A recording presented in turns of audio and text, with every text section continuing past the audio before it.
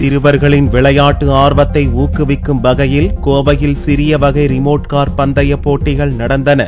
இன்றைய காலகட்டத்தில் மாணவ மாணவியர் உள்ளிட்ட இளம் தலைமுறையினர் கணினி சார்ந்த வாகன விளையாட்டுகளில் ஆர்வம் காட்டி வருகின்றனர். அவர்களது ஆர்வத்தை மேலும் வளர்க்கும் வகையிலும் ஊக்குவிக்கும் வகையிலும் கோவை மாவட்டம் ஈச்சனாரி பகுதியில் சிறிய வகை ரிமோட் கார் இயக்கும் போட்டி ஞாயிறன்று நடத்தப்பட்டது.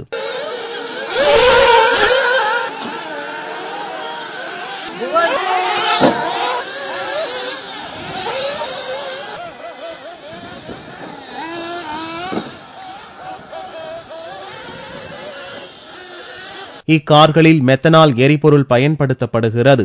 மணிக்கு 120 கிலோமீட்டர் இயக்கக்கூடிய இந்த கார்களை பந்தயத்தில் கலந்து கொண்டவர்கள் லாபகமாக இயக்கி வியக்க வைத்தனர். இக்கார்கள் 20,000 ரூபாய் முதல் 75,000 ரூபாய் வரை கிடைக்கிறது. மேலும் இக்கார்கள் பல்வேறு வெளிநாடுகளில் இருந்து இறக்குமதி செய்யப்படுகிறது. இதுபோன்ற போட்டிகள் இந்தியாவில் ஹைதராபாத்திலும் கோவையிலும் மட்டுமே நடக்கிறது என்பது குறிப்பிடத்தக்கது.